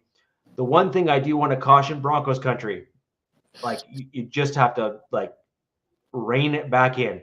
That's all I got to say. Rein it back in. The run game that we saw against the Saints, we were going against a bunch of guys and walkers and third and fourth string guys. It was effectively a preseason game against the Saints. You better have looked good. You better have rushed for over 200 yards. That's like a simple fact, right? And Where the true test is going to be is if we can replicate this against the Panthers. While they have not had a great, little stretch here, for sure. Like the Panthers are easily the worst team in the league. Bryce Young's outright. playing too. Yeah, exactly. But the point is that the Panthers have not been great. So fine, fair enough. But if you can replicate that like 200 rush yards game after game, then you can start looking at this as maybe the start of a potential trend, right? Because the Panthers are not as injured as the Saints are. They're just a bad team, right? And so you're still playing against NFL caliber players. You're just playing against worse NFL caliber players. And so if you can start stacking those games one after another, great. However, we need to start seeing this more and more. Like he said, he broke his hand in week 5. Yeah, he did. Yeah, apparently just playing through it. Sorry. Yeah, you're correct. But the Broncos had over 200 yards of rushing. It was kind of the Broncos returning back to the type of game plan we wanted to get back to, which is, just pound the ball and really help out your rookie quarterback. That was a great game plan. We saw Javonte Williams look like the old Javonte Williams and blast through and open holes. We also saw Forsythe not look like total trash. But again, he was going against third and fourth string defensive line players and or dudes that are basically wearing Depends. Okay. Was that Williams' first game with multiple touchdowns too? Mm-hmm. Yeah, getting 2. Yeah. Yeah. I mean, at 6.3 yards, that's pretty good per carry, that's for sure. Look, they did. Yeah, they had a good running back. And Estimate had 5.8 yards per carry, which is good. But your defense rocked. Oh, look, our defense this year overall has been phenomenal. 6 sacks versus 0. Uh-huh. But that's exactly what I said everyone on the channel when we started the season.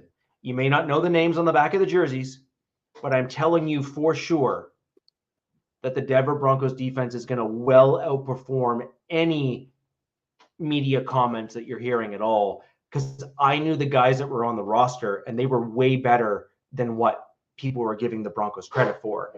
And again, not to kind of toot my own horn, I was right there as well, right? Which is fantastic. Yep. Hey, you guys took over second place in the division. Congrats on that. Yeah, but this is the thing, right? Which is our defense has the right ingredients on the roster to compete for a long period of time, in my opinion. Mm-hmm. We got a lot of young guys, and we're built up of a lot of undrafted and rookie players, which are going to be very cap friendly to keep on the team and are well outperforming their cap numbers. I also think that if our team was smart, we would start grouping some of these guys together, identifying some key guys that we want to keep as like building blocks, but then trading away a year early rather than keeping them until the bitter end to get draft capital if we know we can't keep them, to then draft guys to come in behind them and take over and start actually churning and building the roster properly. This is something that my Denver Broncos did not do under John Elway, to kind of go back to the previous segment and discussion we just had, which is we didn't build. We didn't develop guys. We had like 1 or 2 dudes that kind of showed out, like, Shaq Barrett, and now we have Jonathan Cooper, who is an edge rusher that is now almost a household name with the success he's had as a 7th round draft pick. But again, he's a 7th round draft pick that's competing with dudes that were picked in the 1st round. Like from a sack and production perspective, like that is why the Denver Broncos defense is here. And why you got a lot of other guys that are down here. Because if you have a 7th round draft pick that's in the last year of his contract, that's performing like a 1st round draft pick, then you're paying him peanuts, and you're getting production as if he was getting paid tens of millions of dollars. I don't know if you know this, Ricky, but the Broncos are number 2 in the NFL in sacks. I don't even know who's ahead of them. I was surprised. I thought they'd be number 1. They're crazy defensively, man. I mean, that game was the blueprint of how they will be successful this year. If they can run the ball like that, right?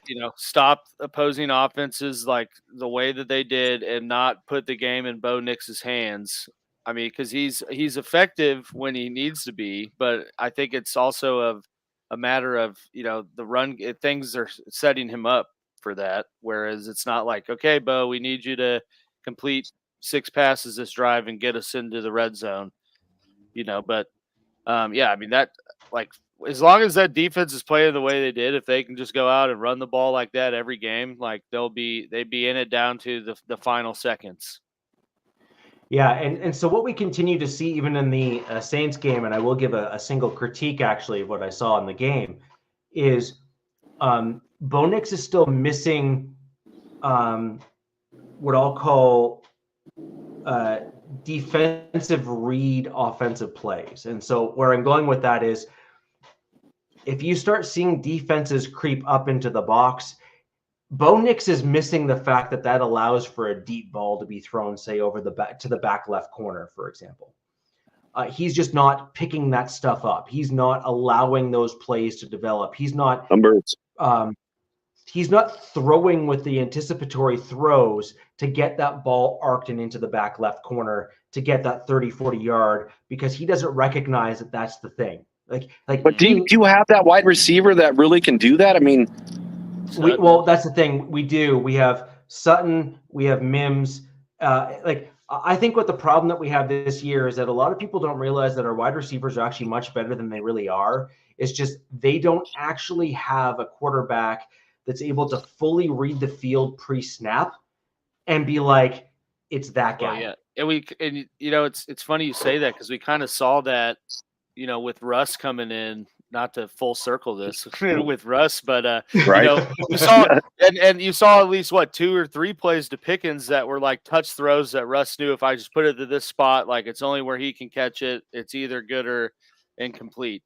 Whereas then they talked about, well, those are throws that Fields doesn't recognize to make or necessarily have the touch to make, but Russ does. And that's kind of the same thing, when you think about Nix. Right. Now, that's a good analogy. I like that. I would actually argue that Russ is only aware of that because his offensive coordinator told him that it was going to be there. Probably. Probably because, a little bit. Because Russ couldn't see that throw unless he was stepping on 2 phone books.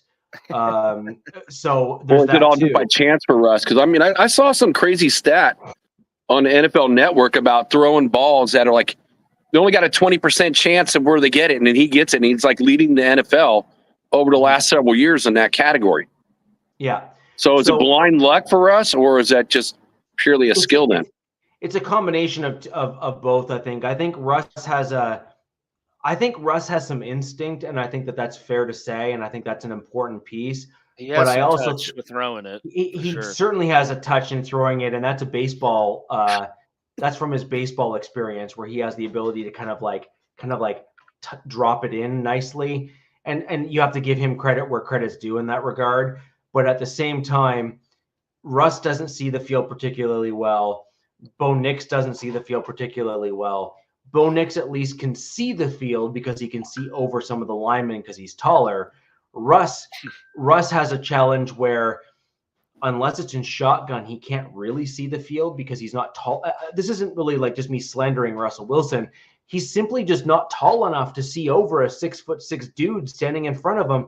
He's 5'10" on a tall day, right? This is the problem, is that he just doesn't have the height to see over. In order to then see over that line, he has to drop back for what most quarterbacks would have as a 3-step. He has to come back as a 5 or 7 step in order to then get that vision to go over and in.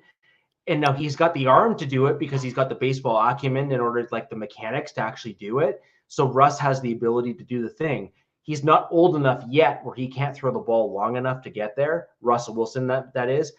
Bo Nix's problem is that he doesn't have the vision or the football recognition at the NFL level yet to be able to read through quickly enough with the speed differential from college to the NFL between coverage A, coverage B, look A, look B, et cetera, And he also doesn't have the nuance ability that these other veteran quarterbacks have, which is, oh, you're showing me cover 2, are you? Oh, well, I'm going to make this adjustment real quick at the line, and it's going to show me if it's actually cover 2 or if it's a cover 2, like fake, right? Like Peyton Manning would do that all the time.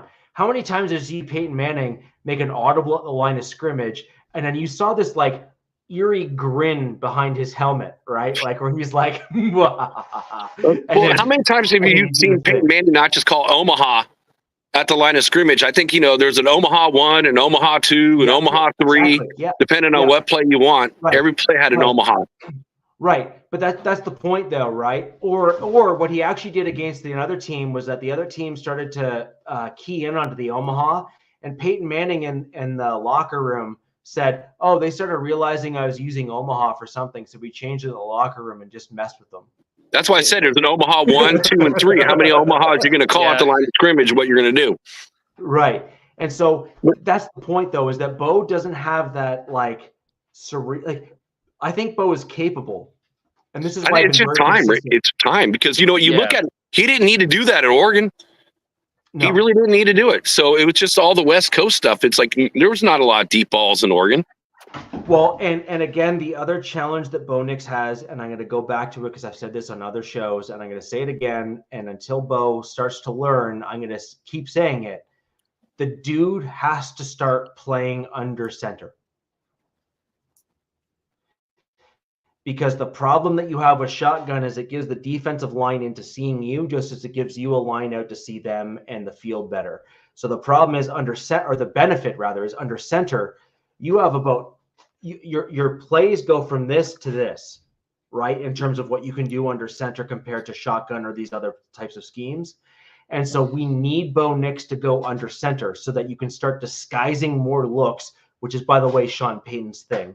Like that's kind of like, if Sean Payton has like a thing, it's we run the same play, we run like 20 different plays from the same look, and that's what makes Sean Payton's scheme so effective. Well, Richie, I have a question for you on that because you bring up a really good point about being in a shotgun because I haven't really watched any Bronco games this year. So if you were to call it how often is he in the shotgun versus being under center?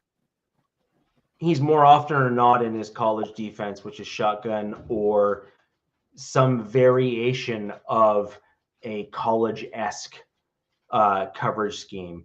Under center, you have to throw with more anticipation. You have to expect that your wide receivers are in a specific spot. He has to have that pinpoint accuracy. He has to have all of those things. And Bo Nix, I think, has shown in the first little bit that he's got the cerebral aspect where he could do it. But I think the problem is he's still learning the NFL speed in the game and all that other kind of stuff. And he's just kind of missing it. And it's unfortunate because you can see that he's going to be good enough to do the thing. He's just not there yet.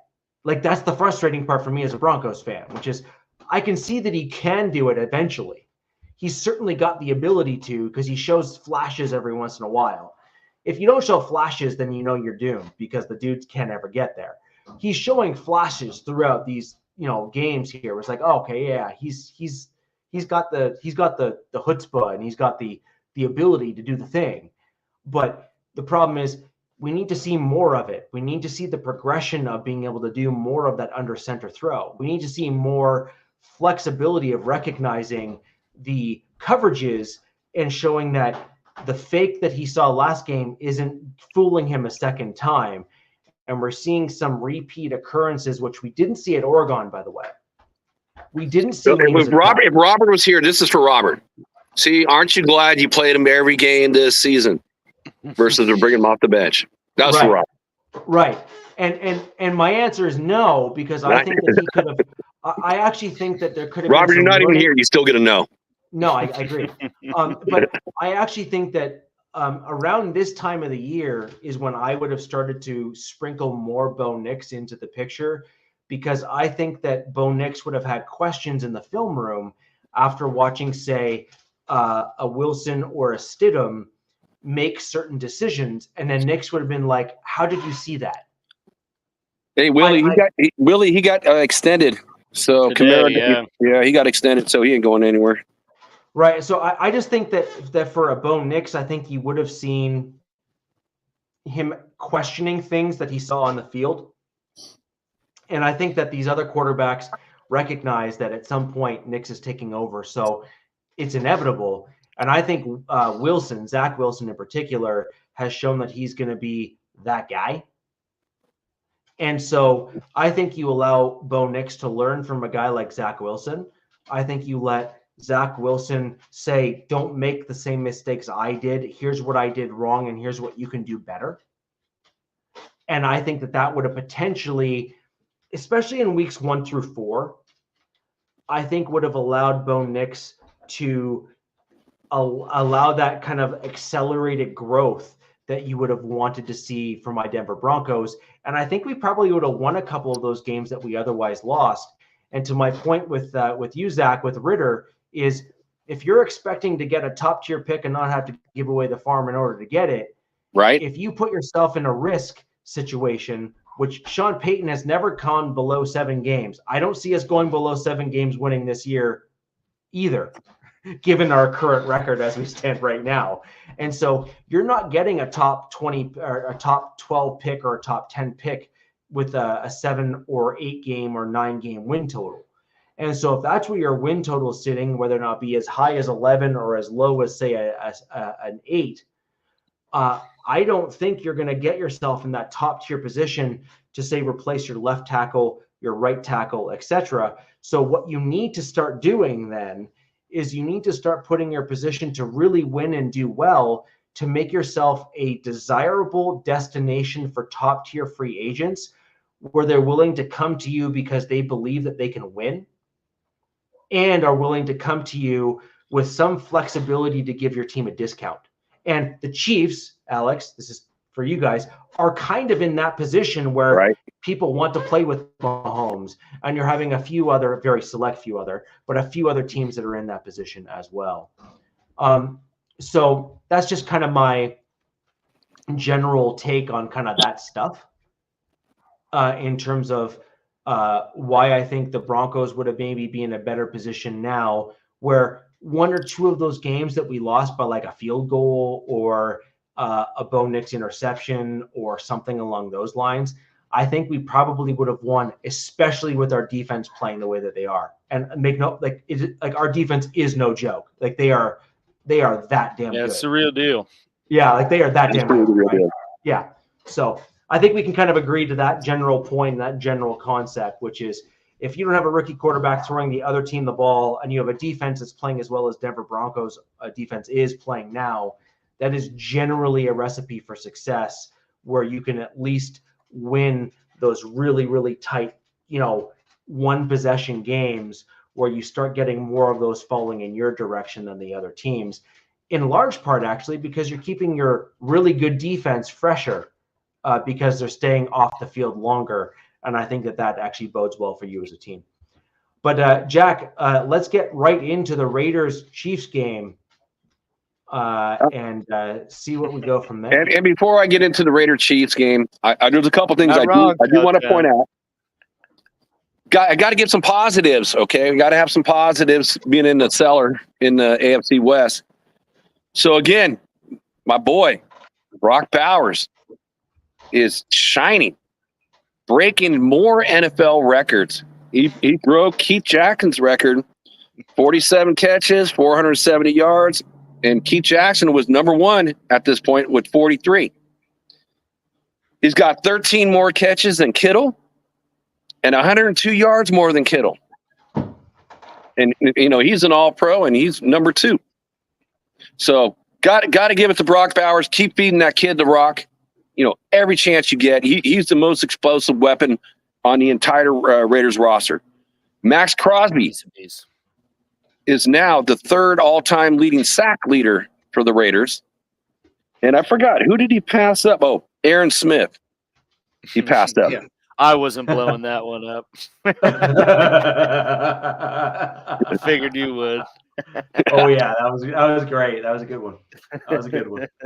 Hey, when it comes to tight ends, I just look at, again, I got to do my jab because we're playing Kansas City. What was it that Kittle had this week? Or Kelsey, 14 receptions for 17 yards. Keep it up. Just keep it up. That's what I'm hoping for. Let's pull up his career numbers, though. Yeah, no, right. I'm only counting this year because everything else he's done, he's been a master. Carlson, 13th player in history in 102 games to get 755 points. Got a damn good field goal kicker, and I don't want to be using him the way we've been using him because we had no touchdowns. All our points were off field goals. And going into I'm just going to segue now into Kansas City. This one's going to hurt. This is really going to hurt. I do hope there's some magic left from, last Christmas because, again, the Raiders are the last team to beat Kansas City. Kansas City's on a 12-game win streak. I'm hoping we can rekindle some of that magic, but I don't even see the Raiders scoring a touchdown in this game. I really don't. I mean, if we can't score a touchdown against the Rams and they're in all statistically worse than the Raiders and KC's defense is substantially better, we got a center that I don't trust at all, and we're going against the GOAT at nose tackle. Whew. Right now, I'm kind of considering the Raiders are going to score like 12 points. And I think that we're just going to go all field goals this game. And I'm thinking probably about 10 to 12 points more for Kansas City. So I'm going to put them like at 27. And by the way, the last few weeks, this last game, I was 3 points off between both teams. And the week before, I think I nailed it, but in reverse. So I hate to say it. I'm going to call it like 27 to 12. Gee. Yeah, it's rough, but your team is just that good. And like I said, what we talked about earlier, Alex, Mahomes, good teams find a way to win. And he finds a way. Again, if it's 4th down and you need 5 yards, he's getting 5.5. And he's doing his game in and game out, coming down to the last play, hitting it. He's done this all year. So it's hard to discount, watching the success of your Kansas City Chiefs. And I'm watching my team doing exactly the opposite. Bad teams find ways to lose. And that's what the Raiders have done this whole season.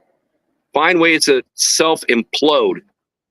But I am hopeful that, again, it's Christmas in October. I have this as a 13-10 game myself, and I just want to throw this out. Hey, cool, Kev. I actually want your guys' take on what my take of this game is. KC has a great defense. They're very good. And frankly, the Raiders actually have a very good defense as well. The problem is your offense hasn't really kept them off the field. The offense is one of the worst offenses in the NFL. The defense is holding up the best they can with the worst offense. But Jack, that's kind of my point, right? Which is right. I actually think that your defense is way better than your stats show because I think they're just getting gassed. And I think the Chiefs are like their offense hasn't lit the world on fire this year, to be honest, based on what you've seen from scores and things. But I think their defense is really good and it's kind of keeping them in games and they're able to just kind of like pull ahead just enough and beat their opponents. And that's what's kind of allowing the Chiefs to kind of be what they have been so far this year, which is a stellar defense and okay offense, and as typical it is for the Chiefs, excellent special teams. Like the Chiefs they always have excellent special teams. So really what the question for me is going to be is, can the Raiders continue their success running the ball? And I'm going to say I think they might be able to, and I think that the Raiders' game plan this game is going to be run the ball.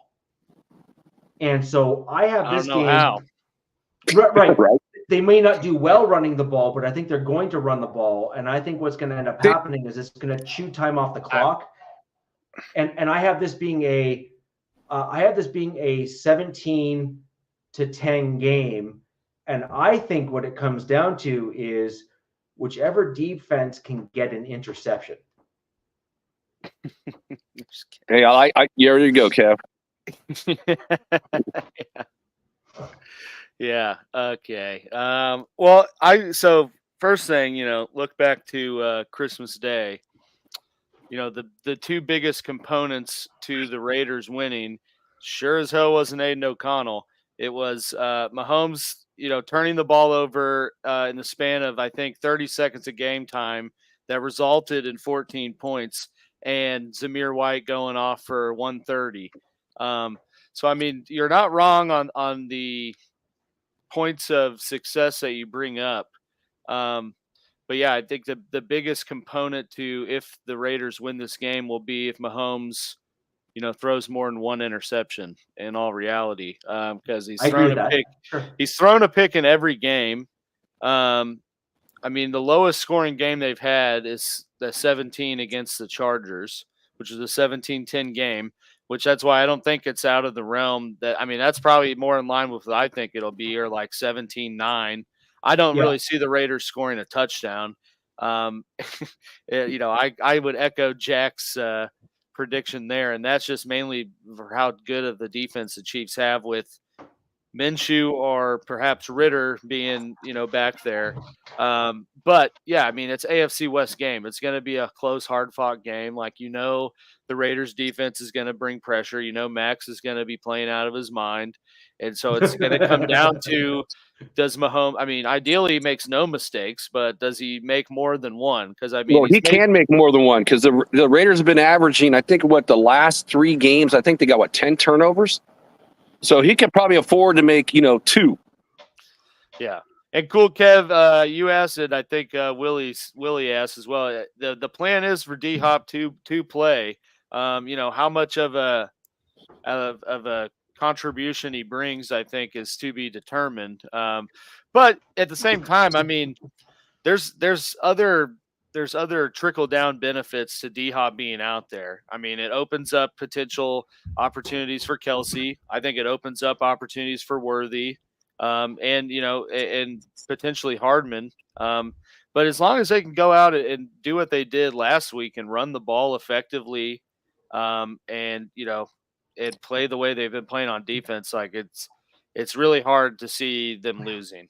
And that's just given where the two teams are at, and where I hope things progress from after getting Hopkins and moving through the season. But yeah, I mean, the biggest point is how many turnovers does Mahomes have, or any?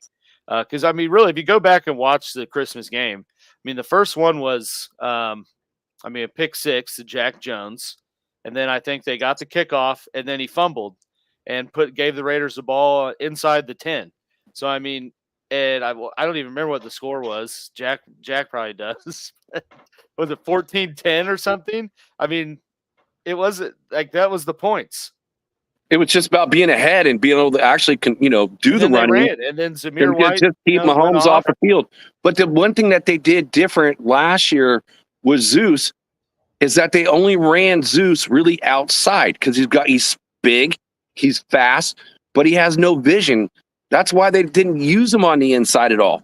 And I will say this too with Zeus, he came in the last 4 games after JJ got hurt. He was fresh. Yeah. You got to figure, we're in December. So use him the right way, run him outside, use Madison on the inside. He's got way better vision. Keep Mahomes off the field. And yes, the Raiders defense needs to step up for sure. And they've been stepping up the whole year. But the one thing that they haven't been getting is they have not been getting the turnover. We need to see that. And so I'm just hoping, with your new wide receiver, there's some miscommunication out there, and hopefully they can take advantage of it. Yeah, Jack, who has the yappy dog? It's not me. Yep. And yeah, to what Willie brought up, Kareem Hunt is questionable. He was a limited participant today with the hip injury, but all indications so far have been, it's more of a just management thing to get to Sunday, and not really a uber concern of his availability. But that certainly, I think, is something to watch, because that will impact things if they got to go out there with P. Ryan and Clyde Edwards-Helaire. That can change some things. but yeah, I mean, you know what I'm interested in watching, Alex? This is going to be a fun battle. Yeah, it's going to be watching JPJ, help out James on Jones. So it'll be an interesting, battle to see, a rookie versus all world, and I want to kind of see that matchup and see how that plays out. That's probably going to be one of the funnest battles to watch this week. Yeah, and flip side, it's going to be interesting to see how they attack, Max Crosby. Reed's always, especially with, the tackles are the weak point of the offensive line. That's no secret. Jawan Taylor, he's, for as effective as he is, he's good for at least 1 or 2 holding calls a game. Wanye Morris is, a budding, left tackle that's still getting experience and coming in. So I would anticipate that Max is going against him probably more than Taylor. And how do they react to that and work around that? Because thinking back to the Bengals game, Trey Hendrickson, who's no knock on him. He's a force in this league and a respectable pass rusher, but he's not Max Crosby. He got Kingsley Sumatea benched, which is why Wanye Morris is playing now, and almost single-handedly, stopped the Chiefs' attempts to win the game and almost successfully did that. So, that is definitely my one area of concern, especially if,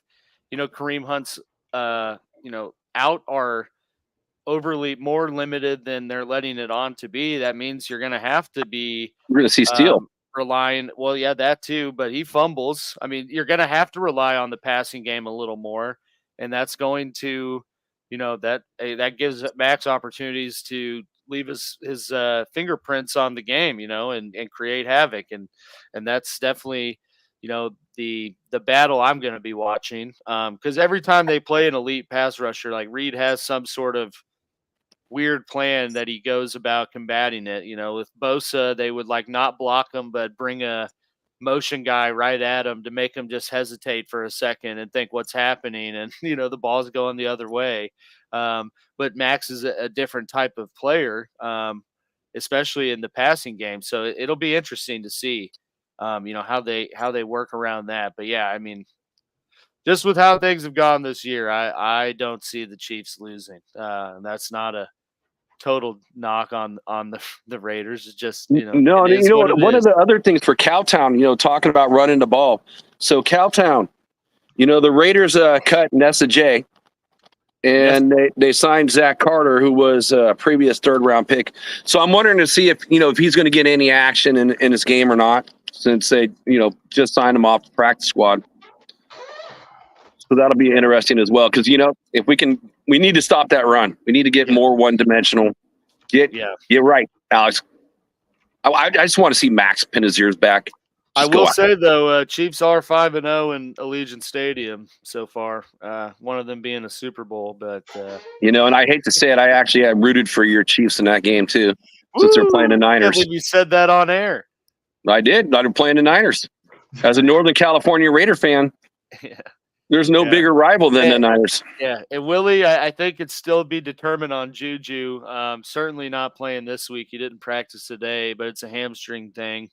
So, that could be anywhere to a 1-week thing to months. So, yeah, it really depends on the severity of it. Yeah. And I do have one more thing for Robert, though, since he's not here. I got to help the kid out. So Herbert breaks Patrick Mahomes' 1,700 completions in 68 games, beat Mahomes by 2 quarters. Yeah, I will also add Mahomes did not play his whole rookie year, so it's a little skewed. Oh, so that it's counting those games too? I would assume so. I would have thought you as a starter. Yeah. I don't know. I the think, only way that it's just going off valid, of years of the only way that record's valid is if you go by games started. Yeah, exactly. That's what I thought it was, but I might be wrong. Games started. I don't know. Cool. That's just the one thing I like to say. DZ, look it up. Yeah. DZ's probably still in the chat. If it's games started, so Jack, if that's games started, then I agree that that's a pretty cool record to have. But if it's just games, as in years in league, then Alex is right. No, I would agree. It's probably not. I'm going to have some egg on my face after someone looks it up, but yeah. No, hey, no. Herbert Herbert's I mean, it's crazy the things he's been able to accomplish with the supporting cast he's had. And like I know DZ, I saw a stat earlier. He's like our second most pressured QB this year. So yes. Wow, that really? probably has been his whole career, in all honesty. Yeah. There we go. Yeah, that's right. Only thing that matters is winning.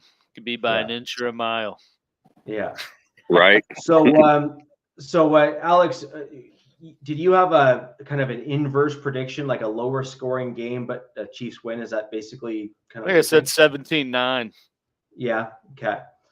So, I mean, it sounds like we're all like within a pretty narrow margin in terms of score here. So, where I think we're. No, the Raiders 27, didn't you? You had 27. The Raiders fan had 27. Yeah, that's right. 27-12. 12. So Alex, I think this is right. Yeah. I hope I'm wrong. I hope I'm inverted. I was trying to be nicer. I know. And you know what, Rich? I didn't hear you call your score to your game. Well, we're getting to it right now. I haven't even spoken about my game yet. That's coming up in just a minute. So we'll quickly jump right into it and then end the show. So my team is playing the Carolina Panthers. I suspect that we are going to see more of the same. I think we're going to see the Denver Broncos force the run. The Panthers have struggled against the run this year, and the Denver Broncos kind of exercise their run game against the Saints. I think we're going to see a lot more of the same.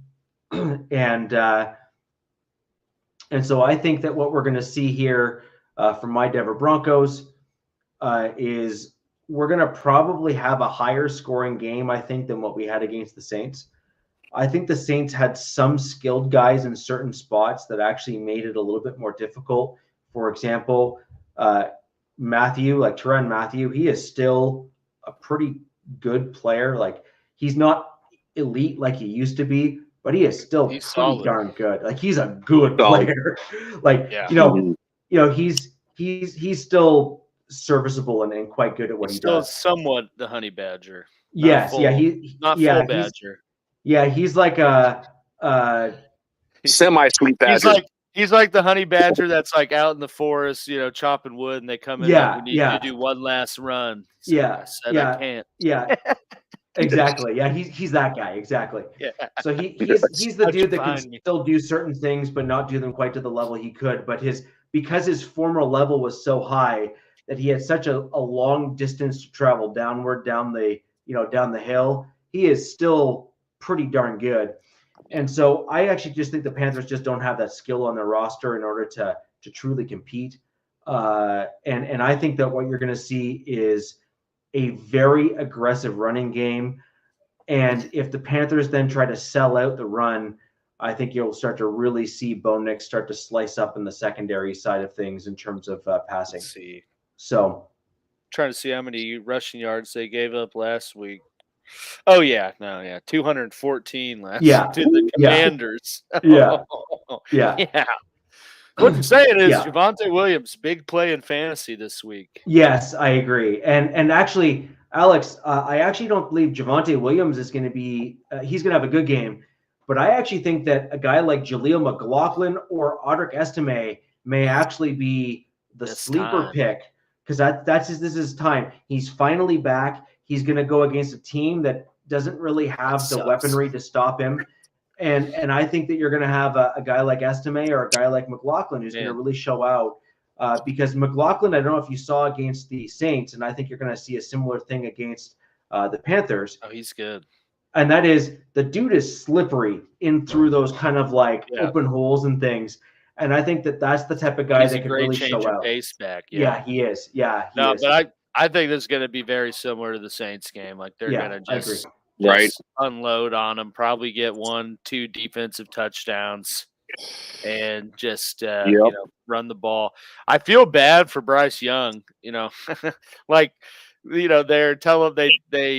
They're getting pummeled last week, and they still don't put him in. Only put him in because Andy Dalton hurt his thumb in a car accident, and then it's against the Broncos defense. So it's like giving him absolutely no chance for any sort of redemption, because he's just gonna. Doesn't matter what he does. It's going to get ugly. He's gonna. Yeah, I mean, I'm sure he's gonna throw at least 2 picks just from the sheer pressure that's gonna be in his face. And what's the over/under on sacks too? That's going to be a fun one to watch. I actually predicted this is going to be a 7. I predicted this is going to be a 7 or 8 sack game for the Broncos. I was thinking 7. Yeah, I mean, let's put it this way: we had better offensive lines that we've gone against. Yeah, it's going to be bad. And what's the point spread? I know you're looking out. I'm trying to figure out. So I have this as being a. I'm going to put this at a 38 to 10. Do you say you're going to score a touchdown? So you're saying there's a chance? No. So I think it's going to be a 38 to 10 game, and I think that touchdown or 38 to 10, 38 to 9, somewhere in that realm. I think it'll be kind of near the back end of the game where I think the defense will still hold them, but they kind of keep them out of the end zone. Spread is 9. They're 9-point favorites. Just give me one sec, guys. I'll be right back, and we'll close out the show. Yeah, it's pretty much like the spread on the Raider game then, too. Yeah. But that's the NFL, man. They do. I mean, they don't ever. It's never too. 9's pretty aggressive. It is aggressive. But yeah, I wonder if Mahomes is going to bring out, Kermit the Frog and after he scores a touchdown. That's another thing. Yeah, dude. I don't think he forgot about that, man. So it's going to be interesting to see what happens with with D-Hop, how involved they try to get him early on, and yeah, I mean, what if that little fire in Mahomes and he has a come out game, which, I mean, to be honest, was that 2 years ago? It was kind of the same thing. He was playing decent. I mean, kind of bad. Everyone, national media was talking about how, lulled the Chiefs offense looked, and Mahomes comes out against the Raiders and threw 400 or I don't even know it. He lit it up. So, I mean, I got to go find that now. Was that 2022? I think that was it. Yeah. Well, I don't even want to know. Nation doesn't want to know. That game's in the past. It's over with. Yeah, he threw for 300 yards and 4 touchdowns. It was a 30-29 win, though. So, I mean, that was Derek Carr in his heyday, man. 241, 2 tutties. I miss Carr. I do miss Carr. Josh Jacobs in that game had 154 rushing yards, averaged 7.3 a carry. So, again, as I said, full circle. Big differences. That was the biggest. That was the biggest mistake, to me, as the rate. That set up O'Connell for failure. That's a big mistake from the regimes that we've had in McShitnuts and firing Carr, and I will say Telesco fucked up, and in not getting JJ. And, again, in reality, it's a 1-year deal for $12 million, and that's what they paid him. If they want to cut him, then, you can eat the rest of that shit. But they found out the hard way that, you don't let one of the best running backs go in the NFL. And if you could put those 2 players on this team, I think almost all the issues are solved. It's a whole different ball club. Absolutely. So I'm gonna look at the Broncos game, and I'm gonna say I don't think the Panthers score a touchdown. I think they get 9 points. And with the Broncos, I think I agree. I think there will be a pick 6, and there's going to be multiple turnovers. And I think Bryce Young is thrown to the wolves. I'm gonna call it 30-9. I'm kind of shooting more in the dark on this one, but I think it's about 30-9 game. Well, do you think the Saints are worse than the Panthers? No. And it was 33-10. Right. So that's what I'm saying is that I think the Panthers are worse than the Saints, right? And so my thought process is that the Saints have some semblance of certain defensive players that are still, better than average or at least above average in terms of their skill players. I'm not certain that the Panthers have the will, even if there are a couple players on the roster that may be better than average. I don't think they have the will to play because they know that they can't win and they know that they're not going to win. So they want to start making those business decisions. And I know you know what I mean by that, Jack, because your head coach certainly does. And I think that you're going to start seeing those types of decisions being made by some of those players. And so that's why I was thinking it's going to be a higher scoring game than the Panthers. The question will be ultimately, though, if Sean Payton starts to make his own business decisions for the team and starts to pull certain guys if they get ahead really, really early, that could actually negatively impact like the racking up of the score, which, by the way, I'm of the opinion that as an NFL team, if you can score 70 points, you do it. Miami. Yeah. If you can score 80 points on your opponent, you do it. Is that like 63 points? Like on your opponent them. Against the Chargers, bury them, right? And so that's my point, is that I don't think you should ever let off the gas. I think you should score as many points as you possibly can.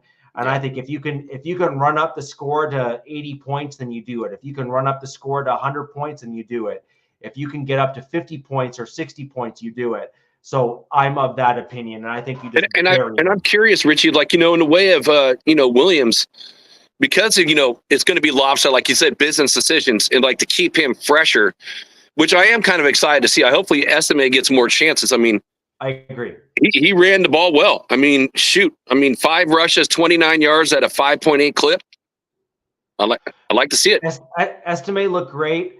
I think you saw more, I'm going to say, aggressive runs. What I need to see more of Estime is what we're seeing from Williams. And I don't know if this is Estime hurt and trying to come back, or if this is just, I'm newer to the NFL and I'm trying to figure some stuff out still.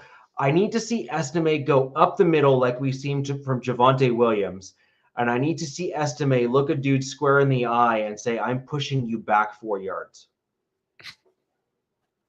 Like, Javonte Williams will look at a guy on the defensive line and drive him backwards 3 to 4 yards with his legs still churning. You saw that 3 or 4 times in the Saints game.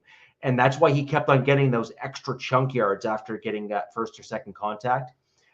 I need to see more of that from Estime, because if you're going to be that guy, which I believe he could be, you need to see that type of play, because that's what you need from a top tier, or that, that guy at the running back position is first contact. You need to then start pushing guys back.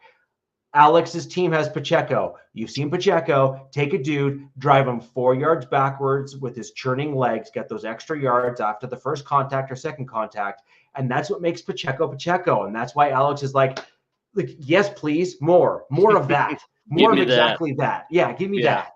And so that's why I think it's really important that we see, I think that's why you see, or you want to see a guy like Estime do something like that. And that's why Williams has got such an aura around him, because you saw that in his rookie year, right? When he was at the Broncos, where he'd send a guy 5 feet backwards or 5 yards backwards onto his rear and get those extra yards after the catch. You need that from your top tier running backs. It's just as simple as that. Like, you need that from those guys that are going to be that guy. Derrick Henry is still doing it. Now, that being said, Derrick Henry is about 6'5" and weighs 300 pounds. Okay. Like, he is an absolute tank, and he's a different beast in and of itself. But for those top tier running backs, you need that aggressive yards after the catch. We're finally seeing that again from Williams. You need Estime to step up and do that if he's ever going to take over that role for my Denver Broncos. But I think we generally agree that we're thinking this is going to be a multi-score win for my Denver Broncos. I expect and hope to see the same thing. I do see us cracking the 30-point mark, and we'll go from there. But ladies and gentlemen, Alex has got to go to give you his fantasy updates immediately after this show. And we're going to go ahead and wrap it there with our games. And we're going to leave it to Robert to then fill us in on what he believes his Chargers are going to do in terms of this week after their But anyways, we will go from there, and we will chat about this more next week with all 4 of us being present. And ladies and gentlemen, if there's any comments you have for us where you feel we may have missed something, leave them down below. If you like what you saw today, there's that thumbs up button at the bottom of these videos, or the like buttons at the bottom. Go ahead and click those. It helps us reach more people just like you who are fans of football. And ladies and gentlemen, until next week, where the West Side is the best side. Peace! Fast lane when I pass in the street, bag of money in the passenger seat. Pimples been asking for me on the road from the west to the east. Way up, I might never come down, cause the coast racking up the flight miles. So high, I might never come down, so what, this is my lifestyle. Wait a minute.